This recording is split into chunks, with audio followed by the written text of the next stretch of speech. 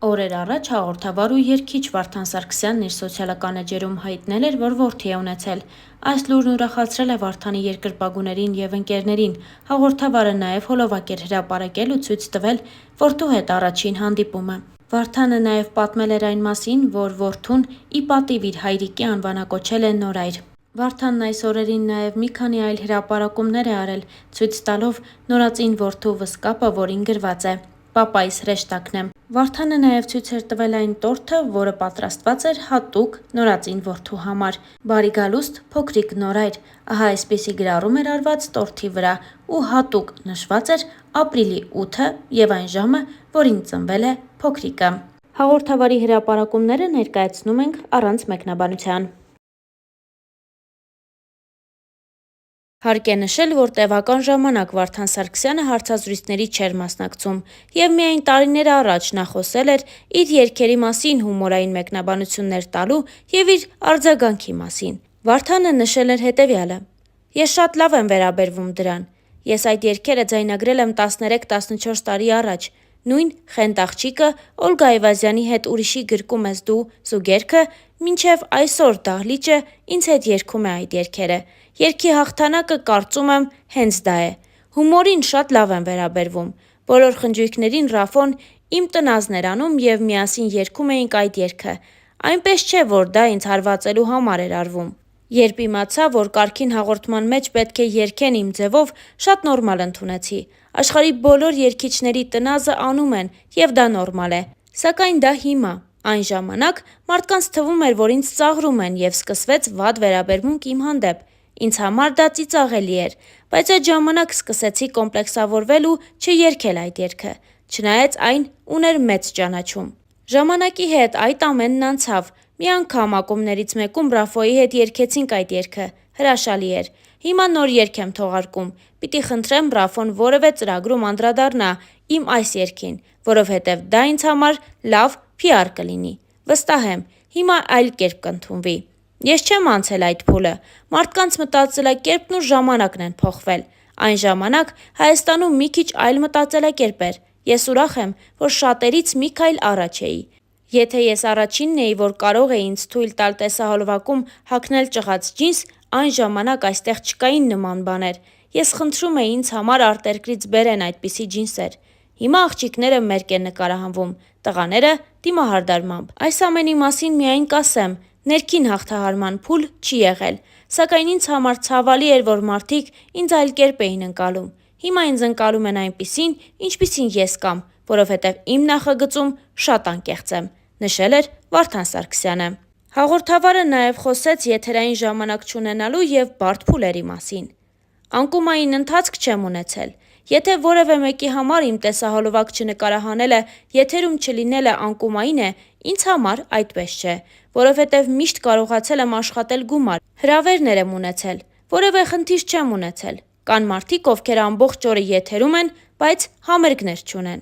Շատ եմ սիրում մտածել վաղվա օրվա մասին։ Դա ինձ ստիպում է ավելի արագ շարժվել և գործունեություն ծավալել։ Երբեք չեմ ընկալել մարդկանց, որոնք ապրում են միայն այսօրով»։ Դեռ տարիներ առաջ Վարդան Սարգսյանը խոսել էր նաև ընտանիք կազմելու մասին, նշելով հետևյալը.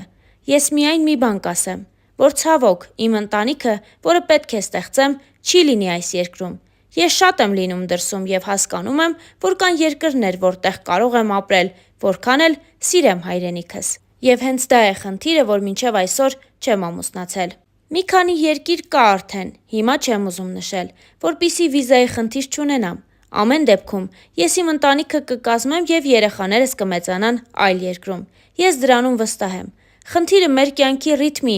անշնորհակալ իրավիճակների մասին է։ Միգուցե ես այստեղ ապրում եմ ավելի լավ, քան մյուսները արտերկրում, սակայն ես իմ կնոջ ու երեխաների հետ կապրեմ դրսում, դրա համար է ամեն բան հետաձգվում։ Որքան էլ սիրեմ հայրենիքս, ուզում եմ երեխաներս դրսում մեծանան», նշել էր Վարդան Սարգսյանը։ Իր մեկ այլ հարցազրույցի ժամանակ էլ Վարդանը խոսելով իր համար գերադասելի կնոջ հատկանիշներից նշում է հետևյալը. «Մեզ համար լավագույնը հայուհին է, լավ մարդ, ընտանիքին նվիրված անձնավորություն, լավ մայր ու լավ կին։ Ես հենց այդպիսին էլ պատկերացնում եմ իմ կնոջը։ Արտաքինին այդքան էլ մեծ ուշադրություն չի դարձնում, կարծում է ներքինը առավել կարևոր է։ Արտաքինը միայն առաջին վայրկյաններին է կարևոր, հետոն կախված է ներքինից։ Ցավոք, երբեմն շատ գեղեցիկ աղջիկների հետ շփվելիս հիասթափվում եմ։ Մարդուն կարող ես սիրել, զգալով նրա հոգին և բնավորությունը, նշել էր Վարդանը։ Հարաբերություններում նրան կարող է հիասթափեցնել երկու բան՝ ատում եմ սուտը, երկրորդը դավաճանությունն է։ Դավաճան մարդկանց չեմ սիրում, դրա համար էլ իմ կողքին այս պահին հարազատ մարդիկ քիչ են, իսկ եթե կան, ապա ստուգված են։ Եթե նվիրվում եմ մեկին, ապա նվիրվում եմ մինչև վերջ, նշել էր Վարդանը։ Յուրաքանչյուրի կյանքում էլ լինում են հիասթափություններ, Վարդանի կյանքում էլ դրանք քիչ չեն եղել։ Այդ մասով նա ասել էր հետևյալը. «Հիասթափվել կարելի է վայրկենական, շատ է այդպես եղել։ Չեմ կենտրոնանում դրա վրա, պարզապես հաստ պատ է առաջանում մեր միջև ու այլևս մոտ չեմ թողնում ինձ։ Գործի, շփման, անձնականի հարցում շատ նվիրվող եմ, բայց երբ հիասթափվում եմ, ապա հետ վերադարձնել հարաբերությունները անհնար է»։ Եթե ժամանակը հետ տալու հնարավորություն ունենար, Վարդանը կցանկանար փոխել միայն մեկ բան։ Երբ 21 տարեկան էի, սիրահարված էի և լուրջ հարաբերությունների մեջ էի մի աղջկա հետ, ցավոք, չամուսնացա։ Կարծում եմ դա սխալ էր, որովհետև եթե այդ ժամանակ ամուսնանայի, հիմա մեծ երեխաներ կունենայի, միայն դա կփոխեի։ Իր առաջին սիրուն Վարդանը չի հիշում, անգամ չի հիշում, թե որ տարիքում է սիրահարվել։ Այդ մասին խոսելիս Վարդանը նշել էր հետևյալը. «Այսօր կյանքն այնքան արագ է անցնում, որ ներկա սիրո մասին պետք է մտածել միայն։ Առաջին սերն անցած էտապ է, կյանքը շարունակվում է և հիշելու ժամանակ էլ չկա։ Իսկ հիմա իմ կողքի կինը պետք է ընդունի այն աշխատանքը, որով ես զբաղվում եմ, պետք է հասկանա, որ ես կարող եմ ամսվա ընթացքում 20 օր երկրից բացակայել։ Ամենամեծ խնդիրը սա է։ Շատերը ասում են, թե կինս էլ ինձ հետ կճամփորդի, բայց դա ռեալ չէ։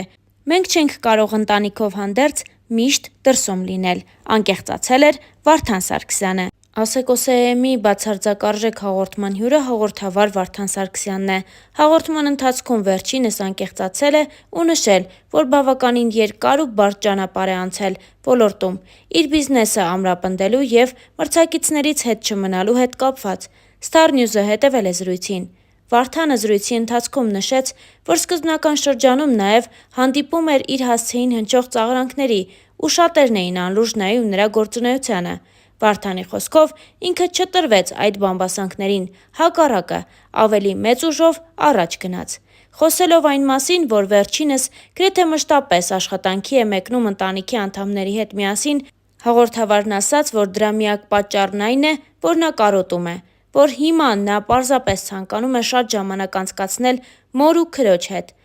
Վարդանը հաղորդման ընթացքում անկեղծացավ ու խոսեց նաև հոր մահվան մասին։ Ընտանիքով ճանապարհորդում էինք, երբ Կուբայում պարզվեց, որ հայրս ունի շատ լուրջ առողջական խնդիրներ։ 21 օր շատ դաժան պայմաններում ապրեցինք, սարսափելի էր և հոգեբանական տեսանկյունից, և ֆիզիկական։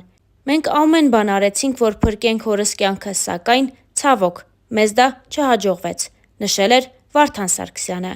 Խոսելով իր անձնականը կառուցելու մասին, Վարդանը նախ նշեց, որ երազանք ունի մեծ ու սեփական տուն գնել և արդեն այսօր մտածում է իր ընտանիքը ունենալու մասին ու հավատում է, որ շատ շուտով կկիսվի այդ լավ լուրով։ Հարցազրույցի ժամանակ նշել էր հաղորդավար Վարդան Սարգսյանը։